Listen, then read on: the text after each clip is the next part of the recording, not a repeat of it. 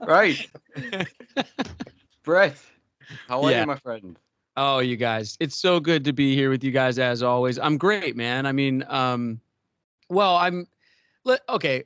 I'm laughing through all of the pain, much like everybody in Seattle, because of our Mariners, right? And True, the true. baseball team and the hockey team has started, and they're not off to a great start either. But I'm smiling because, of course, our Seahawks, they really found something against the Cardinals, didn't they? Yeah, who would have thought that Geno Smith would be rescuing Seattle sports at the minute? I mean, it's some storyline, isn't it? We're Geno Fox. There's actually Geno Fox. the coin flip king is doing the business. He does, man. I mean, listen, Lofa said that on our podcast last year when Geno took over for Russ. Lofa was in a bar talking with some Seahawk fans or something, and they were talking about how Russ went down and how Geno was coming in, and this random Seahawk fan who I guess is a fan of the show Silicon Valley, because that's where this comes from. The fan was like, "Hey, man, Geno fucks," and Lofa, like, he had like tequila probably come through his nose. He started laughing so hard and he loved it. And he told us the story on our podcast. And so we just thought it was funny. But then this season, I mean, you guys, Geno F's. Yeah. What else can you say? He's the MVP of the team. Undoubtedly, he's had the best season altogether of any individual player, just his individual numbers and everything. The wins, losses, of course, we'd like to see more wins, but his numbers, I mean, he's a revelation. He's the comeback story of the year. He's the comeback player of the year. He should be getting MVP conversation if they can, get the wins loss column figured out. I mean, you guys across the pond have to be as ecstatic as we are about Geno. Oh, it's just begrudgingly, like what? Begrudgingly? No one expected it. Well, we spoke about this last season or in the off season, and it was all hype for Drew Lock with the big upside and what he could bring to the team. And Geno, like I said, he's come in, and Geno Fox, the man gives no fucks, and he has come in and he is just. I'm so impressed. We're selling a T-shirt. Our podcast is selling a T-shirt that says Geno F's right on it, and I'm gonna hook you guys up. I gotta send you guys some T-shirts. It's pretty great. It doesn't fully. Pride. We got Geno in this pose where he's got his arms up, so he's kind of making the U in the F word there. It's great. I'll send it to you guys. People can buy it, but for you guys, it's free. Nice. Thank you, man. Thank you very much, man. Cheers. How long can he keep this up for? Do you think he's going to keep this up all season, or are we going to come out of dreamland at some point? Lofa said on our show this week that if Geno keeps this up, what evidence do we have that he's going to slow down? So my answer is it's never going to end. But I'm the eternal optimist. But Lofa said if it doesn't end, and like I said, why should it? If Geno could be our starter for the next 2 seasons after this, so 3 total, 4. I mean, if he keeps playing like this, he could run for president if he wants in Seahawkland, right? Like, there should be no end on it if he keeps playing like this. But if he can be this like veteran quarterback for the next few years, 5 years, whatever, we can draft a guy. We can all take a deep breath on who we draft and draft who we want to draft, and maybe have him come in and sit behind Geno, who's project. That would be, come on, you guys, that would be a dream come true. And for what we got for Russ, I mean, it's looking out like right now. It's looking like we got the deal of the century in that trade, isn't it? Definitely. Yeah, big time. We spoke about this on our group chat, I think it was, and it was all about everyone was gung ho saying, "Let's go for a QB. I really want a QB in this draft." But if Geno can keep at this standard for the next couple of years, then we could use our picks either trading back or drafting a QB in the middle of the first round, wherever our pick is, without having to trade up. You could get someone like Anthony Richardson, or James has got some other ideas on more QBs he's looked. I've not done a full scouting report on mine yet. And they can sit behind Geno for 1 or 2 years. And then when it's Geno's time to go, the transition should be easy. And then that's us ready-made to continue. And then we can actually backfill these other positions of need that we need. Well, and also if the Broncos keep losing, those picks are getting higher and higher and higher. And we can number one pick, baby. Dude, well, maybe we don't use that pick. Maybe we use our first round pick from next season, but we can be buyers right now during this season to acquire a big piece to come in. You know, Lofa was talking about Roquan Smith, who's apparently not happy. That would be incredible. We've and said any depth on defense, especially anyone who's going to get after a quarterback. And can you guys imagine? You go from trading away Russell Wilson, Geno's coming in. A lot of people don't have the most confidence. And then you turn around a few short weeks later and you might be adding a piece at the trade deadline because you're making a run towards the playoffs. This is a dream come true. So, Brett, I've got one to put towards you from James because it pissed me and Josh off. Okay. Because in his deluded little world, he thinks... No, I don't think. No. He thinks that trading for CMC is a good idea. No. Is that offensive to Ken or what? Why? I don't get why. About it. You're thinking about it. I don't like this. James, you want to defend yourself before I weigh in on this? I'll defend myself. That is not what I said, Pez. I said Pete Carroll and John Schneider. What do they always say about every single player that is trade listed ever? That they're in on everything. If Christian McCaffrey is on the trade block, there is no way, in my opinion, that Pete Carroll and John Schneider aren't at least picking up the phone and saying how much would it take for Christian McCaffrey. I'm not saying we will. Not saying it's a good idea, but they'll be in on it. Okay, I think. But I now, think the Roquan hold on. This is some. Wait, sorry. I'm talking over. Go on, no, go, man. James, that was the most. I mean, you should run for office here in America, man. Like, it's going to be me. It's going to be me, Kanye West, and Geno Smith running for president. Take him or not? That is not an opinion. Like, you're saying, oh, they should be in on the talks to get him. No, James, do you want Christian McCaffrey on the Seahawks? I'd buy his jersey. Be careful what you say, James, because when Brett's come, we'll have stern words, me and you. He's a good player. I wouldn't want to pay him a lot of money. Yes or no? Yes or no? No. Good. I don't either. It segues perfectly into Ken Walker. Yeah, because I don't know if we need him. I don't know if we need him, and the price tag might be too high if you know, because then do you re-sign him? Do you have to sign him to a big deal or whatever? And I don't think we need him. K9 guys, Ken Walker, K9. Them cuts of his. Great. He looks great. And I know Rashad went down, so you lose some depth. And of course, we all hate to see Rashad go down because we were rooting for him this year. But I mean, Kenneth Walker was another story from that Arizona game. He looked great. People have to be picking him up in fantasy leagues. Right? He's got to be one of the number one ad drops of the week, doesn't he? Oh, damn right. Got to be. I don't want to talk about it. I missed him in one of my fantasy leagues, and I was absolutely gutted. I've got him in nearly every fantasy league. Yeah, I just went for him. I was just like, I'm taking him everywhere because I went hard on him in the preseason. I was like, he's going to be a baller because like watching him through college, seeing what he can do, but the highlights don't even do justice to what he actually is capable of, what he showed in the Cardinals game.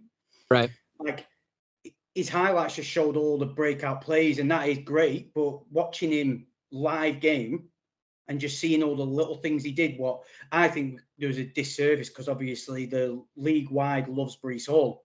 But I'm going to call it now that now Ken's got the number one job. He's going to be the best RB out of this draft class. Breece Hall's not going to match him by the end of it. He looks so fast. Look at there's producer Katie. Look, she just sat down. Producer Katie just slipping into the show. Hi, Katie. Write an email or something. Dude, he looks great. He looks so fast. He looks so fast. He looks so quick. I mean, some of those runs got called back. Let's not forget. A couple holding calls. He would have had even more yards. He would have broke 100 on the day. I think he ended up with 97. But I think the story from that game is, of course, Geno is going to always be the story as he's playing this way. And then you got Ken Walker, but the story has to be the defense, doesn't it? Yeah. Hey, who else is fast? Who else is quick? Here we go. Now, Brett. Tariq Woolen. I mean, talk to me, Brett. How good is this kid? Wait, why are these two down on Tariq Woolen? What's going on? All here every podcast. Yes, he's amazing. But 1 minute, Josh. Are you gonna tell him what the nickname is? Well, I was going to let James tell him. I was just going to say, James, tell him the nickname, and then we'll see why we're pulling the face. Yeah, I think it's a good nickname, and I'll explain why. It might take you. Are you strapped in? Because it might knock you off the seat. Oh no. The players might want to call him Avatar and everything like that. I just call him Viagra because he gets me up and excited. Do you know what I mean? Dude, I mean, look, he's rock hard, dude. He's don't get on board with this. Do not get listen, on board with this. Don't encourage him. No, Seahawks games, they might last over 4 hours. If they do, consult a doctor. Tariq Woolen, he's long and strong. He's mighty tall, and he's rock hard, dude. He's exciting entertainment, and I bet this from James. You have my endorsement, James. Thank you, man. I like it. Viagra is here to stay. Number 27. I like it. Lofa's next. We're going to float that to him as well and see what he says. I saw a breakdown on Twitter of some of his plays being done by, one of these talking head NFL analysts on ESPN, and they were calling him the Shadow, which I also thought was a pretty cool nickname because he was just, all over people, blanketing people. And I think it was Brian Baldinger or something like that. And he just kept saying, here comes the Shadow again. And that was a cool one too. But hey, Viagra, why not? That's the one we're going with. Him, Kobe Bryant. How good is this rookie class? If you look in the chat, Brett, I put the GIF. I put the GIF in what James loves to use. Oh no! Yeah, on our WhatsApp group, on our Discord, I think he's put it on Twitter multiple times. Yeah, and anyone who just tunes into our pod and goes, "Oh, these guys seem quite cool," and then all of a sudden James pops out with that Viagra talk, they're probably like, "And that's going off." They'll think that's even the wrong cooler, type of pod. But even cooler. Did you say going off? They'll be turning it off. Unlike Viagra, which does the opposite. Listen. The defense took a step forward. They only gave up the 3 points. The 6 points was sort of due to the troubles on special teams yet again. So defense only given up the 3 really. And I mean, they look great. I think that even Lofa would say linebacker they could use a little help with, or some communication on the back end. Maybe they miss a few things here and there. This is where my expertise falls short. But I think you guys, they're playmakers, and that's what we need. That's what we want. And I think that's what we've been missing the last few years since the Legion of Boom and the heyday. It's like we had a bunch of guys who were just kind of trying to fit into the system. But I think what they got now is just a bunch of young, hungry guys who also make plays on the ball, which is exactly what the LOB did with Sherm and, Earl and Cam and all of that. And so the sky's the limit for this young defense, I think. How much is Pick? How much was that resemblance to Sherm? Yeah, ridiculous, isn't it? Sherm. Yeah, I know. Sherm's been talking to him and potentially working with him, but it was literally mimicked. If you put them side by side, it's identical. The twist, the turn, getting in front, everything. It was perfect. Yeah, my buddy and I watched most of the Seahawk games with. He's a big lifelong Seahawk fan as well as the two of us, and we watched most of the games together. And back in the heyday of the LOB, when you would see a quarterback kind of throw that fade and you knew it was Richard's side, even before the camera would get there, my buddy and I would yell pick in the living room, and a lot of times it would happen. You could just see it, right? And that's what that play reminded me of with Tariq, was this just like those days where I think we had KJ Wright come on our show after the game, and he said, just like back in the Sherm days, don't throw a fade to that kid's side because he's going to pick it off. And when it comes to Kobe, I mean, he's causing fumbles, which is pretty unique for a DB, isn't it? Who was it in the LOB time who was class at peanut punching? Who was it? Was it Maxwell was good at it. Maxwell. Yeah. I love Kobe. I let James have Tariq. Everyone's bumming off him, but Kobe, I've been saying it on our pod for so long. I think we spoke about it when we had our chat. The preseason, he messed up and then didn't do it again. The regular season, he messed up at Jerry Jeudy, and he's just got better. I just called him on the weekend. His new name for me is Silent Assassin, because he don't speak. He's quite quiet, but they don't see him coming, did he? How many times? How did he not watch film? We know Kyler doesn't. He's too busy playing Call of Duty, but it's the new release drop soon. Was it a double XP weekend? Did anyone check? There you go. He never wins on double XP weekend. See that picture with Pete I don't know if it was in the facility. He was on that sofa with his arms stretched out and a double XP weekend. That's doctored. It's doctored because it was Cliff Kingsbury's draft day photo. So all the social media team for the Seahawks at the moment are chef's kiss on point, because they're just taking that and they have just ripped it, putting Seattle skyline in the back and everything else there. Beautiful, absolutely beautiful. So after everything you've seen so far in this season, I mean, miraculously we're 3-3. Nobody thought we'd be saying that at this point. What are your thoughts and expectations of the rest of the season going forward, Brett? Can we be a sneaky playoff team? A sneaky playoff team? I think the Seahawks are going to win the division. Really? Why not? The Rams don't look good. They snuck by Carolina. Carolina came back on them. They look shaky. Their offensive line doesn't look that good.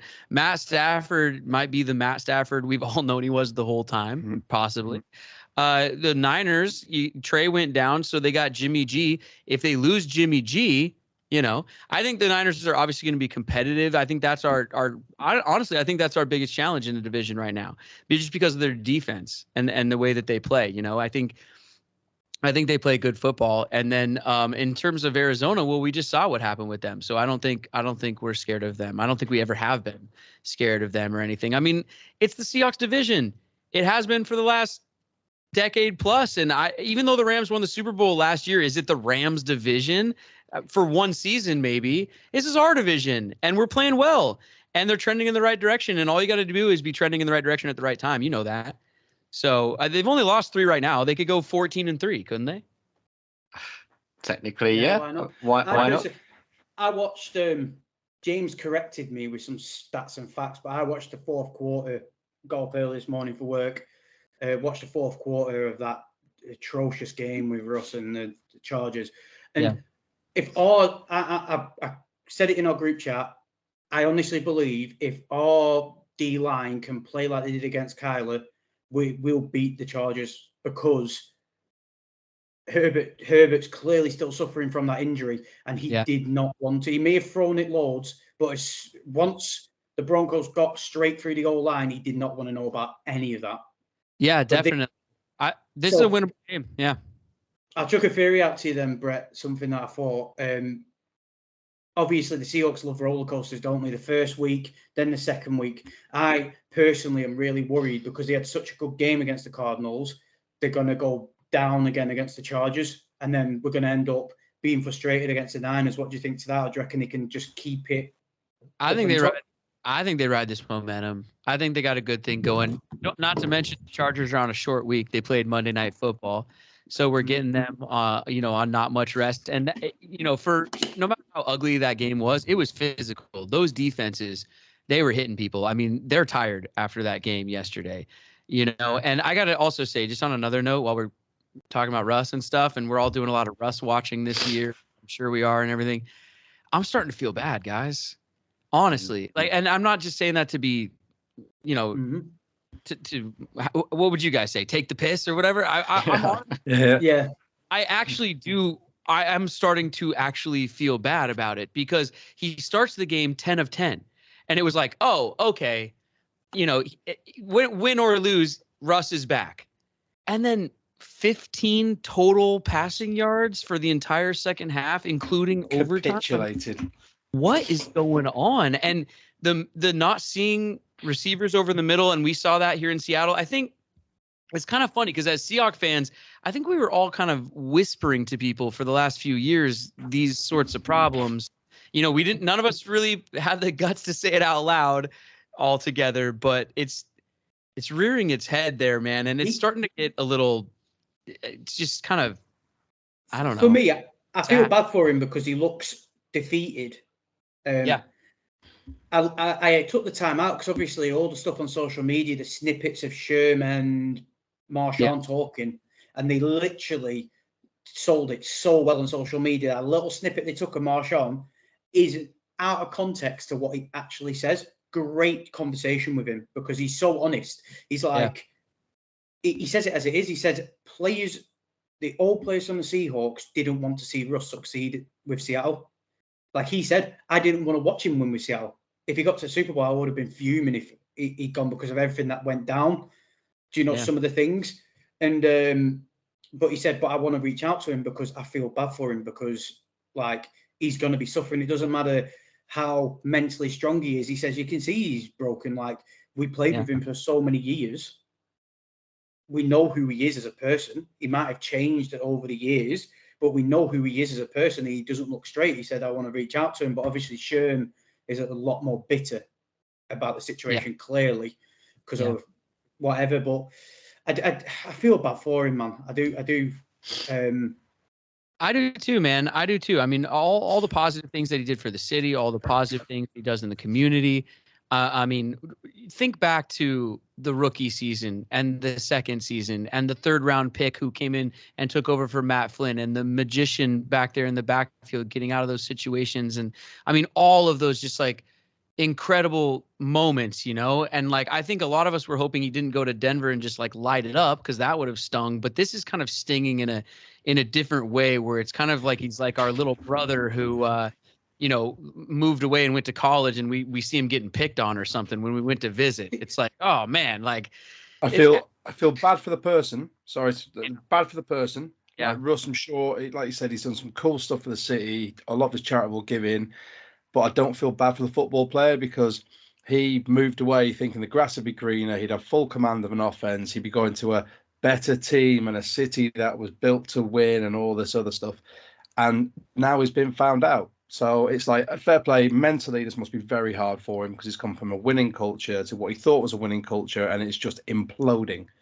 You see the scenes on the sideline. You know, you see the play, and it can't be good for him at all. Yeah. Mentally, he must be really struggling. But it's I was just gonna say that like I'm an actor, right? Like I host these podcasts and stuff, but I'm an actor and I was on this show on MTV and all that stuff. And I have experience in the world of like entertainment and the behind the scenes of having publicists and managers and agents and lawyers and your team, right? Like he had the Seahawks, but then he's also got his team. And when I was on a show, I had my team, and it means you got these people that I'm talking about. And like, I think for Russ, when I look at him, and it just my opinion on what I see, it's like a guy who he came in the third round pick. He came in the underdog. He came in the short guy. He started winning games. He started hosting Kids' Choice Awards and getting all these opportunities, and the team started building behind him. And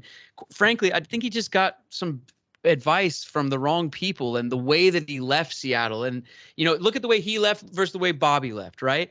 And so the team behind him and this room full of people or whatever we think is back there, he chose to listen to them and follow what they said. And that's kind of what you have to do. And me having that experience, I kind of know what that's like.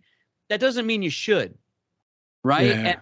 And he shouldn't have. And he made some mistakes. And I think it's going to be weird because it's going to take a long time for a lot of us to get over that. But I think really if Russ had it his way, he'd just do a big press conference where he's like, I'm really sorry. I listened to all the wrong people. I took the wrong advice. I'm trying to do the best I can. You know, I'm trying to keep a smile on my face. I'm trying to make these inspirational videos, but man, it's getting hard. And it's just this runaway train of an image and a persona and a brand. And without winning football games, how is he supposed to turn it around? You wouldn't know either. I wouldn't know either. And I think he's just kind of lost. And I just feel bad for the man. I do. Because we spoke about it when we had our conversation. I brought up the whole Sierra thing, like a few people and a few things came out with her. And it would be very interesting to see when she came on the scene to how long Russ sold himself out. Because Russ was never about what he is now. I understand these players, they need to be bigger than the NFL, like to sustain money, but not really as a quarterback. Yeah, see, that's not really as a quarterback. They don't have to be, right? They don't have to be.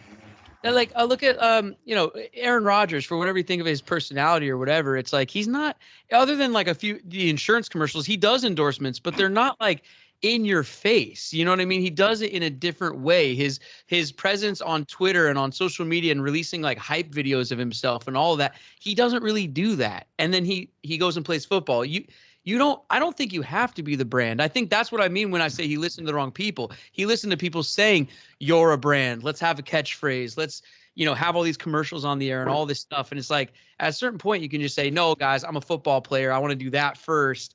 And if, you want me to shoot a couple commercials in the off season, I'll do that. But you know what I mean? And so at some point, PR took over his coach. I think so. And the PR went, build the brand. And the coach was like, build the player. Yeah, I think so. Anyway. I think it's sad. Yeah. Well, listen, Brett, thank you so much. He's not on the team anymore. It's right. Yeah, he's not on the team anymore. You're right about that. I know, guys. I know. Hey, are you guys coming to Germany with us? What's going on? Well, are we all hoping up in person and party in Germany because our podcast is coming to Germany? Well, I used to live there, so I'd be more than happy to come there. Oh man, that would be great. The homecoming. Changed it a little bit. Thank you guys for talking about our trip on your show and doing everything you've been doing to support us. Our trip has changed. We listened, speaking of listening to too many people, we listened to too many people in the beginning who told us to do a million parties and go to breweries and take tours here and there and all this stuff and play flag football games, and it got really complicated. So the party or the travel package is revamped. It's brand new and it's much, much easier. Basically, it's under $1,000 US. I'm not sure what that is in Canadian or wherever you guys are, but what? It's a joke. We all use the loony here. That's a joke. So the package we're selling, it's under $1,000, and what you get for that is you get your ticket to the Seahawks Bucks game in Munich. It's an official, authentic NFL game ticket. You get your one ticket, and then you get access to a VIP after party. It's exclusive. People who have access to it, I mean, they had to pay a bunch of money for this VIP access. So it's included when you buy our package. It's after the game, and we're giving you transportation also to that party. So go ahead and drink your face off at the stadium. We got you covered on your way to the party. So it's the game and the party afterwards with transportation in between. The whole thing's under $1,000 a ticket. So, if you need 2 tickets to the game, buy 2 of our packages. You also get those 2 passes to the after party. It's just the game. It's just an after party. It's under $1,000, and joining us at that after party and on our trip is Lofa, KJ, Leroy Hill, Matt McCoy, Sean Locklear, and David the Heater Hawthorne. And I've heard that Thomas Rawls is also going to be at the after party. There's also other NFL guys, current NFL guys who are on a bye week are supposed to be there. So the after party is going to be filled with all these NFL guys, and you get into that just for buying our package, which again, under $1,000. You guys can go to 12sinmunich.com. It's 12s in Munich.com or lofaingermany.com to buy your tickets. Put your deposit down. I'm going to stop talking. Well, everyone, please do go and get involved in that package if you can. It's going to be awesome, and hopefully we will all see you there in November. We don't want him there, except him. No beards allowed. No long beards. Oh, excellent. Not Pez. Yeah. Are you jealous? I'll go clean shaven then. I'll go clean shaven. Buy tickets through a third-party reseller now. They are going for over £1,000 just for the game ticket. So if you book through this, you don't only get the game, you get the transport to the game, from the game to the VIP, where you get to hang out with the Seahawks legends and Brett. And it's just value for money all over. So if you've not got your ticket, this should be the way to go. I didn't know the tickets were going for that much. We might have to change our prices then. We're probably... only some of the ropey websites I've looked at. Also, you guys, if these boys here that I'm talking to on the We Talk Seahawks podcast, if they sell enough tickets, then they get to come with us. So support these boys by buying our tickets so that we can all party together. Because hey, listen, people didn't need the flight. They didn't need the hotel. They were already going over there. All they were looking for was the tickets and a party. So that's what we're supplying. Awesome. Brett, thank you very much, my friend. Stay well. Keep producing those awesome podcasts over at Say 12 podcast. We all love them. You're the best. Thank you. Keep doing what you're doing too. And don't be strangers. I'm here anytime. Awesome, man. Thank you very much, mate. But no, yeah, thanks again. Just thank you very much for taking your time. Thank you seriously, and all your support and everything. And congratulations on what you guys are doing and your success. And it's just, I told Pez the first time, it's just so cool to meet other fans in general. But then that you guys are doing the podcast thing, and you guys really do it well. Your whole camaraderie thing, your friendship, it comes through, and it's just so enjoyable. It really is. Thank you, man. We really appreciate it. Later, guys. See you later, man. Stay safe.